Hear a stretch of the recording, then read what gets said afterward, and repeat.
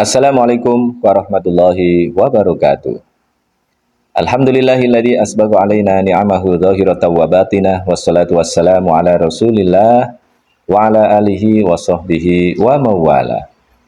Berjumpa kembali dengan saya untuk membahas tema-tema dengan paradigma kritis. Saya akan melanjutkan kembali pembahasan kita tentang madhab kenegaraan Bung Karno.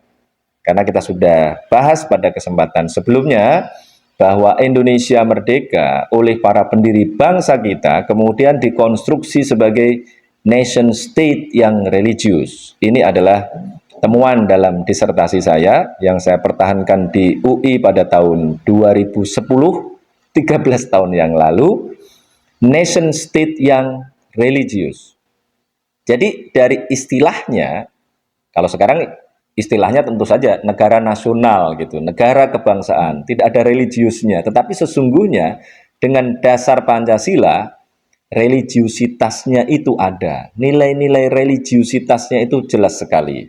Maka saya berani menyatakan bahwa Indonesia ini adalah negara bangsa yang tidak sekuler seperti di barat, di Eropa, tidak seperti apalagi di Turki misalnya, karena disertasi saya ini meneliti dan membandingkan antara Turki dan Indonesia. Kalau Indonesia ini adalah religious nation state, kalau Turki adalah negara bangsa yang betul-betul sekuler. Bahkan sekularismenya adalah sekularisme yang ekstrim, tidak seperti di Inggris, misalnya di Amerika, tidak. Bahkan di sana visibilitas agama di ruang publik tidak diperbolehkan. Memang benar Pak Karno kemudian memenuhi janjinya untuk melakukan pembahasan kembali di Dewan Konstituante. Di situ muncul pembahasan tentang ideologi negara.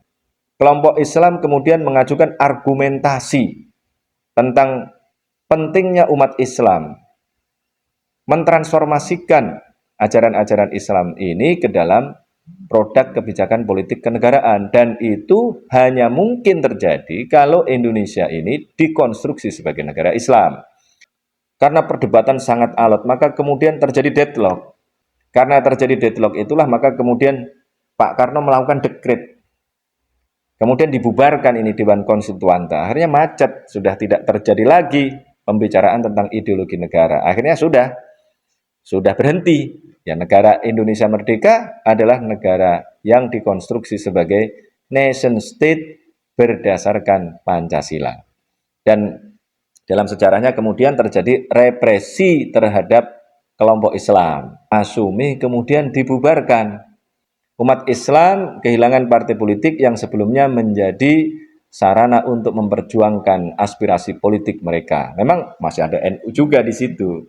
Tetapi pada perjalanannya kemudian juga mengalami pelemahan. Sampai ketika rezim berganti, umat Islam juga mengalami pelemahan. Umat Islam kecil sekali.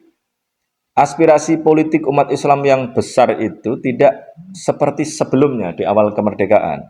Makin kecil, makin kecil, makin kecil. Kemudian sampai pada puncaknya partai politik tinggal 3, ada Golkar, kemudian ada PDI, dan partai Islamnya adalah P3. Umat Islam sering mengalami represi, istilahnya begitu ya. Umat Islam sering mengalami represi. Sampai kemudian muncul gagasan baru, bagaimana caranya umat Islam yang mayoritas di Indonesia ini bisa tampil memberikan warna. Muncullah gagasan dari Cak Nur misalnya, agar umat Islam tidak hanya mengungkung diri di dalam satu partai politik, tetapi juga terlibat di dalam partai politik yang sedang berkuasa walaupun tidak menjadikan Islam sebagai dasar ideologi politiknya. Maka muncul istilah yang sangat terkenal, Islam yes, partai Islam no, tanda tanya. Dari sinilah kemudian muncul aktivis-aktivis Islam yang masuk ke Golkar. Dimulai dari yang paling terkenal adalah Pak Akbar Tanjung pada saat itu, aktivis HMI, mantan ketua umum PBHMI, kemudian masuk partai politik tapi bukan P3, masuknya ke Golkar. Kemudian diikuti oleh aktivis Muhammadiyah bernama Din Samsudin. Kemudian diikuti oleh tokoh NU, namanya Slamet Effendi Yusuf. Di Muhammadiyah ada yang mengikuti lagi, namanya Hajrianto Y. Tohari, dan lain-lain. Kemudian banyak tokoh dari NU dan Muhammadiyah, HMI masuk ke Golkar. Nuansa represi yang paling dirasakan oleh umat Islam adalah ketika rezim Orde Baru menginginkan agar ada asas tunggal Pancasila. Kalau sebelumnya kan organisasi-organisasi Islam masih boleh menjadikan Islam sebagai dasar atau asas, tetapi kemudian semuanya harus menggunakan asas tunggal Pancasila. Nah, ini yang kemudian menyebabkan keributan. Dan umat Islam makin merasakan bahwa rezim telah melakukan represi terhadap mereka. Walaupun tentu saja rezim juga punya argumentasi. Kenapa mesti memberlakukan asas tunggal Pancasila? Yang menarik adalah ketika terjadi reformasi. Pada saat reformasi ini digerakkan oleh tokoh-tokoh dari berbagai macam ormas juga, digerakkan oleh Pak Amin yang menjadi tokoh reformasi pada saat itu, Gus Dur juga. Nah, kemudian betul-betul berhasil menggulingkan Pak Harto dengan berbagai macam dinamikanya dan analisisnya ya. Ini bisa berbeda-beda. Tetapi yang jelas reformasi ini menghasilkan suasana yang sangat terbuka, sangat bebas. Orang boleh menggunakan ideologi politik apapun asalkan tidak komunis saja. Apa yang terjadi setelah itu? Ketika terjadi perubahan yang luar biasa, ada kebebasan yang luar biasa itu, ternyata tokoh dari NU, ini saya sebut dari NU dulu karena Gus Dur dulu yang mendirikan partai. Gus Dur ternyata kemudian mendirikan partai politik namanya Partai Kebangkitan Bangsa. Bukan Partai Kebangkitan Islam, bukan Partai Kebangkitan Nahdlatul Ulama misalnya, bukan. Tetapi yang didirikan adalah Partai Kebangkitan Bangsa. Ini menunjukkan bahwa paradigma yang diusung oleh Gus Dur adalah paradigma kebangsaan. Padahal bapaknya dulu di BPUPKI, kemudian tokoh-tokoh NU di Dewan Konstituante, memperjuangkan ideologi Islam.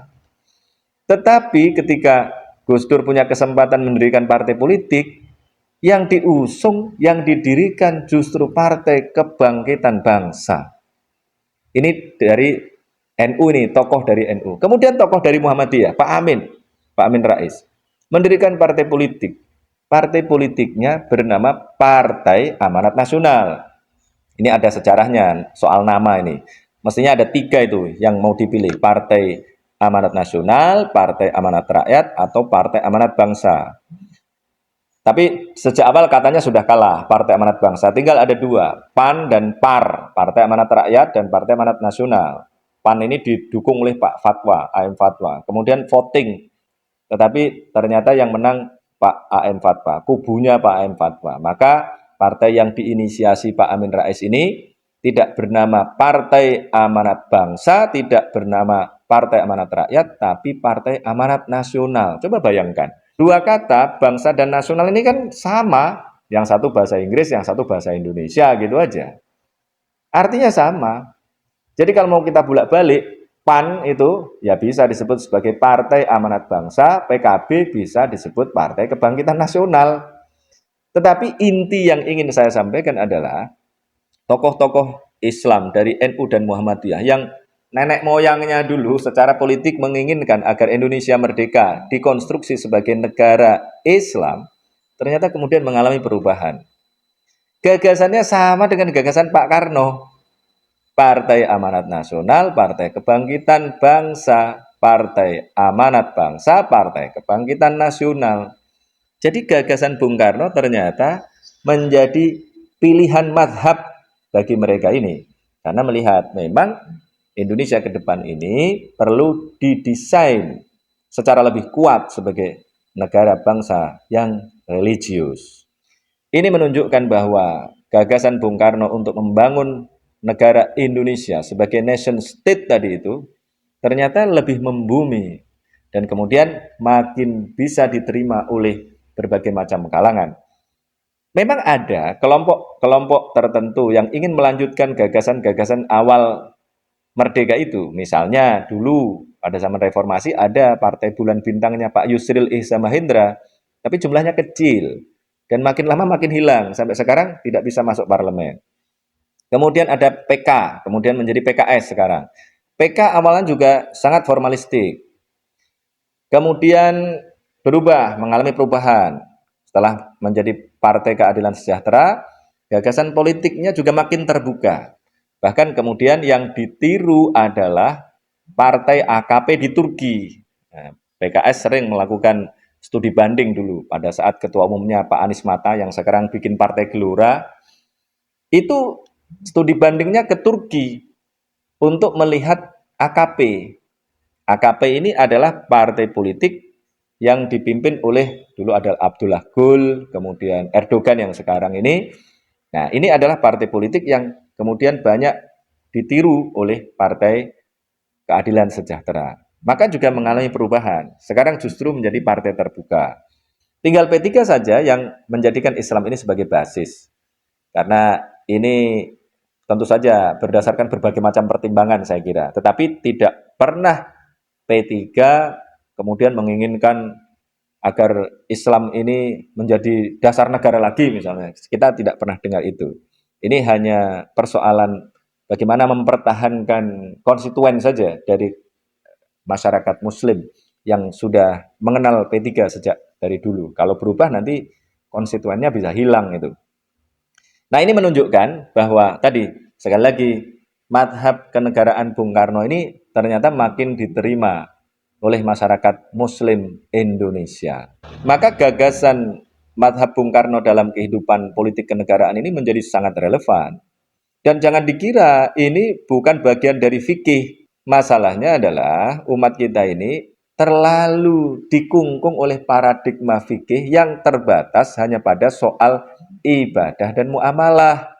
Tidak melanjutkan kepada fikih siasah.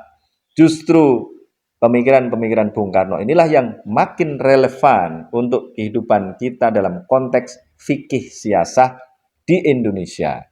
Kalau urusan fikih ibadah, mestinya sudah selesai itu 1000 tahun yang lalu. Hukum-hukumnya, perbedaan-perbedaan pendapat tentang apakah sholat boleh bercampur antara laki-laki dan perempuan, itu sudah dibahas 1000 tahun yang lalu. Sudah selesai, ada yang mengatakan haram, ada yang mengatakan makruh. Nah, kemudian kalau mau menjalankan silahkan. Kalau yang memandang itu haram ya silahkan. Yang memandang makruh ya silahkan. Yang memandang yang lain-lain silahkan. Sudah selesai. Tidak usah diributkan. Itu akan membuat umat Islam ketinggalan zaman. Yang lain sudah membicarakan tentang hal-hal yang besar, kita masih berkutat pada masalah itu. Orang lain sudah pergi ke Mars, kita masih berkutat pada urusan sholat. Inilah sekali lagi yang akan membuat umat Islam ini ketinggalan. Kita harus menyadari bahwa kita ini memerlukan berbagai macam pembaharuan dari paradigma teologi, kemudian paradigma fikih, paradigma ekonomi, paradigma politik, paradigma sains dan teknologi, sehingga umat Islam di masa yang akan datang akan menjadi umat Islam yang makin maju, menjadi umat terbaik sebagaimana dijanjikan oleh Al-Quran, kuntum khaira ummatin ukhrijat linnas. Kalian adalah umat yang terbaik yang dikeluarkan untuk manusia. Demikian kajian kita pada kesempatan kali ini. Wabillahi taufik wal hidayah. Wassalamualaikum warahmatullahi wabarakatuh.